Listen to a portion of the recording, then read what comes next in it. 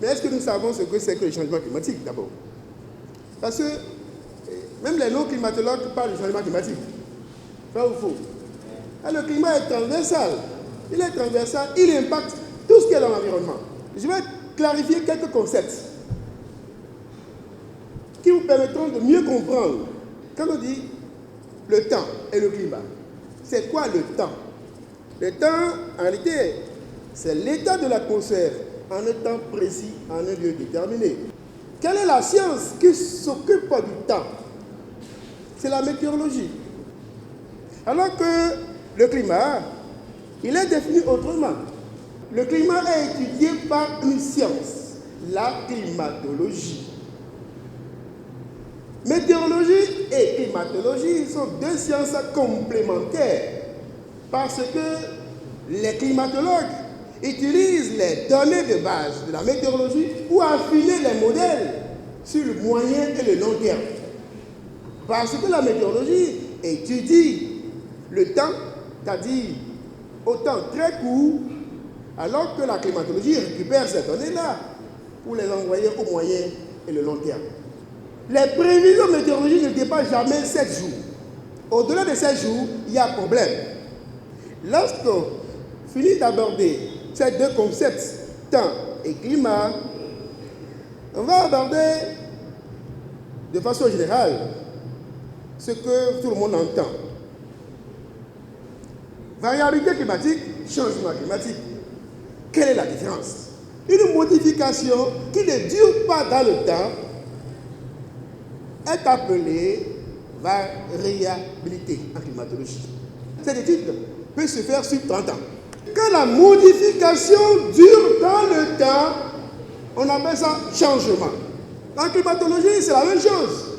Quand les paramètres climatiques qui ont été modifiés durent dans le temps, c'est-à-dire 60 ans au moins, pour avoir des normales, on dira que le climat a changé.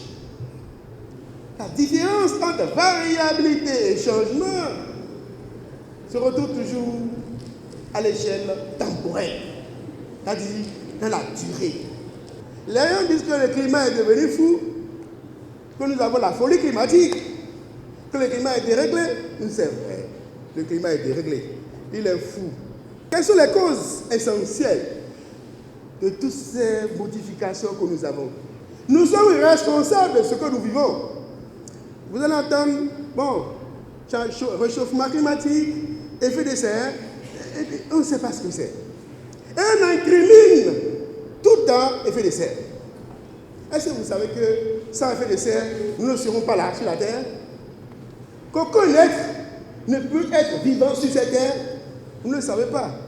Or, il y a l'effet de serre naturel, sans lequel la température de la Terre serait de moins 18 degrés C. Aucune vie n'aurait été possible sur la Terre. C'est grâce à cet effet de serre naturel que la température a quitté moins 18 degrés C pour arriver à 15 degrés C, c'est-à-dire plus 15 degrés C, ce qui favorise la vie sur la Terre. L'effet de serre qui est incriminé aujourd'hui, c'est l'effet de serre additionnel, ce qui est induit par les activités de l'homme. C'est nous qui sommes à l'origine de tout le réchauffement engendré aujourd'hui. Vous savez que l'eau sur la terre et dans le sol dépend des hauteurs de pluie qui tombent. Vous le savez.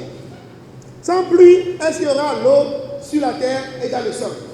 L'eau de pluie qui tombe donne l'écoulement au sol, va donner l'infiltration, va donner une eau qui s'évapore.